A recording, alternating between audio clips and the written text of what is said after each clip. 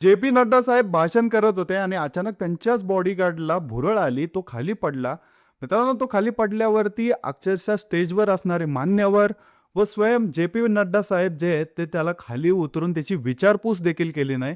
मित्रांनो, त्यांच्या बॉडीगार्डला त्यांच्याच दुसऱ्या संरक्षण रक्षकाने उचलून नेलं, तिथनं साइड आउट केलं. मित्रांनो, तो थकला होता, खूप वेळ तो थांबला होता मित्रांनो, आणि त्याच्यामुळे त्याला थकवा जाणवला होता आणि या कारणामुळे त्याला ती भुरळ आली. मित्रांनो मित्रांनो जे.पी. नड्डा साहेब जे आहेत ते संबोधित करत होते एका सभेला.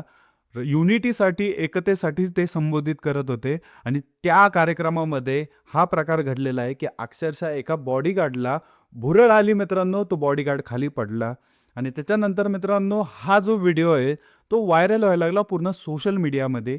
कारण मित्रांनो, जे.पी. नड्डा साहेबांनी जाऊन तिथं त्याची विचारपूस देखील केली नाही आणि स्टेजवरचे जेवढे मान्यवर होते त्याच्यातला एक जण पण उठून त्याला उचललं नाही. या कारणामुळं पूर्ण देशामधनं ह्यांच्यावरती टीका होती. मित्रांनो, काय काय घडलं याच्याबद्दल आपण जाणून घेऊयात. माझं नाव आहे विकास, खरं बोलतो मध्ये तुमचं स्वागत आहे.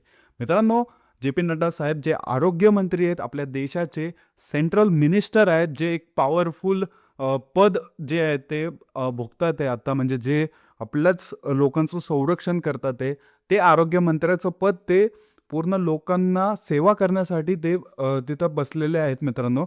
आणि याच्याचमध्ये मित्रांनो ते मोठ्या पदावरती आहेत आणि पदावरती असले तरी ते एका भाषणामध्ये संबोधित करत आहेत, की एकतेबद्दल संबोधित करत आहेत, की आपण एक राहिलं पाहिजे. सरदार वल्लभभाई पटेल यांना स्मरून ते आहे ना अक्षरशः सगळ्या गोष्टी बोलत होते. त्यांच्या विरोधांवरती टीका करत होते आणि याच ह्याच्यामध्ये मित्रांनो लिटरली जो बाउन्सर होता त्यांचा, जो 24 तास त्यांच्यासोबत असतात, काही काही जण शिफ्टमध्ये असतात मित्रांनो, जसं बघितलं तर तरी देखील कंटिन्यू यांच्यासोबत उभे जे असतात, यांच्या जीवाची काळजी घेतात, संरक्षण करतात यांचं. त्या बाउन्सरला फीट आली मित्रांनो. फीट म्हणजेच भुरळ आली थोडीशी आणि भुरळ आल्यावरती मित्रांनो तो खाली पडला. कारण थकला होता मित्रांनो तो कंटिन्यू तिथं उभा राहून, आणि थोडंसं थकवा असल्यावरती माणसाला थोडंसं गरगरतं त्या टाईपमध्ये त्याला झालं आणि तो खाली पडला मित्रांनो. पडल्यावरती मित्रांनो स्टेजवरचे जेवढे पण मान्यवर होते, त्या पक्षाचे असतील, दुसऱ्या पक्षाचे असतील, त्यातल्या एकाही मान्यवराने जाऊन त्याला उचललं नाही. आणि दुसरी गोष्ट एवढंच नव्हे तर जे.पी. नड्डा साहेब जे आहेत, ते भाषण करत होते. लिटरली त्यांनी स्वतःचं भाषण कंटिन्यू ठेवलं.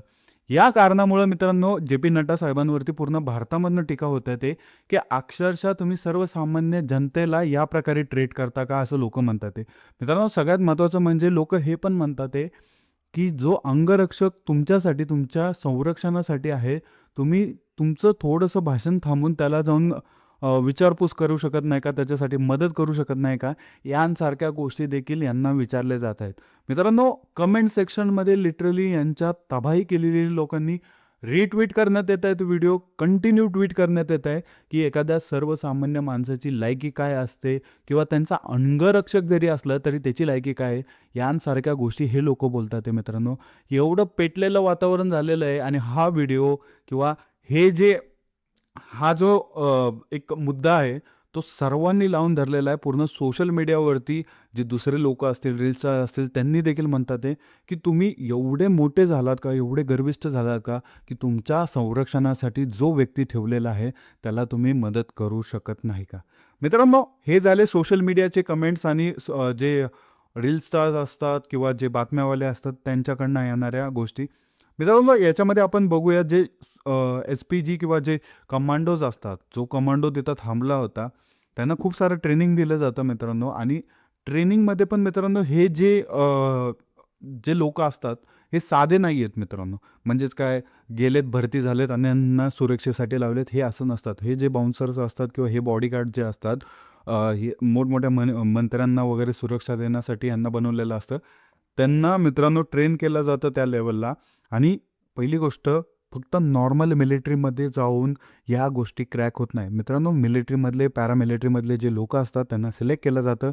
NSG, SP-जी हे जे मोठमोठे सिक्युरिटीज लेवल आहेत आपल्या ह्याच्यामध्ये, त्यांना तिथे आणलं जातं. तिथे त्यांना परत ट्रेनिंग दिली जाते. या सगळ्या गोष्टी तिथे केल्या जातात मित्रांनो. प्रॉपर ट्रेनिंग त्यांचं होतं, प्रॉपर कॅम्पेन होतं. एवढं कष्ट करतात ही पोरं अक्षरशः लिटरली मित्रांनो. 6-6, 7-7 महिने हे कंटिन्यू ट्रेनिंगवरती असतात, ज्यावेळेस हे असतात. आणि डेली ह्यांना वर्कआउट करावं लागतं, डेली ह्यांना सगळ्या गोष्टी ह्यांना तिथे करावं लागतात. हे एवढं मेहनत करतात कुणासाठी? तर जो माणूस आहे, जो संरक्षण ज्याला आपण देणार आहोत, त्याच्यासाठी मित्रांनो हे कंटिन्यू फिट राहतात, पळतात, ॲक्टिव्ह राहतात मित्रांनो. विविध नवीन-नवीन स्किल्स शिकतात. म्हणजेच काय, मार्शल आर्ट असेल, सगळ्या अशा ज्या पण स्किल्स असतात रिलेटेड टू फायटिंग, त्या गोष्टी शिकत असतात. इम्प्रूव्ह करत असतात स्वतःला मित्रांनो हे लोकं. कशासाठी? तर फक्त जो व्ही-आय-पी आहे, ज्यांना त्यांना सिक्युरिटी द्यायची आहे, त्या एका व्यक्तीसाठी. आणि ह्याच व्यक्तीने जर त्यांना विचारपूस केली नाही, जर त्यांना विचारलं नाही, की "बाबा रे, तुला काय झालं? तू पडला? काय झालं? लागलं का तुला?" एवढं सुद्धा ह्यांनी विचारलं नाही, तर लिटरली त्याने एवढी सुरक्षा देऊन काय फायदा?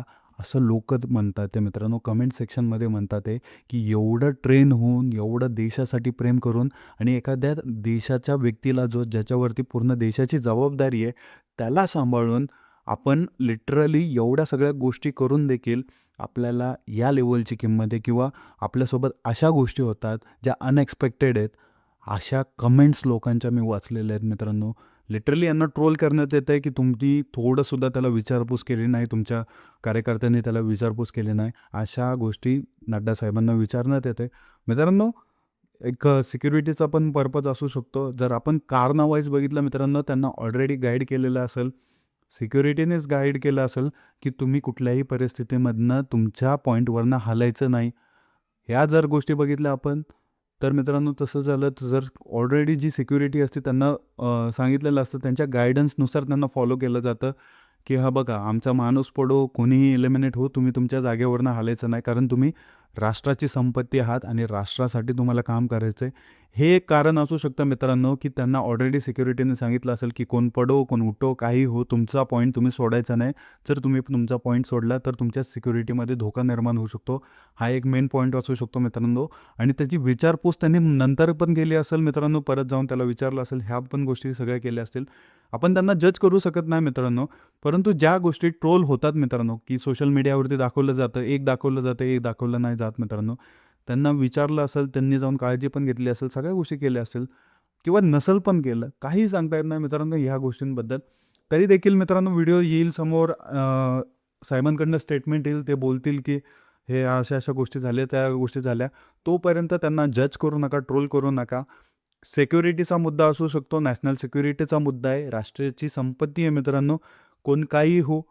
काही-काही ह्याच्यामध्ये मित्रांनो जे दुसऱ्या पक्षाचे लोकं असतात त्यांच्या पण सभेमध्ये असेल किंवा मित्रांनो लिटरली त्यांच्या पायावरनं गाड्या घालणं असेल, सगळ्या गोष्टी होतात मित्रांनो. त्यांना ऑलरेडी वॉर्न केलेलं असतं त्याच सिक्युरिटीनी जे आपले सेवा करतात, त्या सिक्युरिटीने ऑलरेडी ह्यांना वॉर्न केलेलं असतं. व्ही-आय-पी प्रोटोकॉल असतात, व्ही-व्ही-आय-पी ते फॉलो करावं लागतात. ते एक कारण असू शकतं मित्रांनो, की याच्यातला एकही गेस्ट उठला नाही आणि मित्रांनो स्वयं जे पी नड्डा साहेब देखील उठले नाहीत.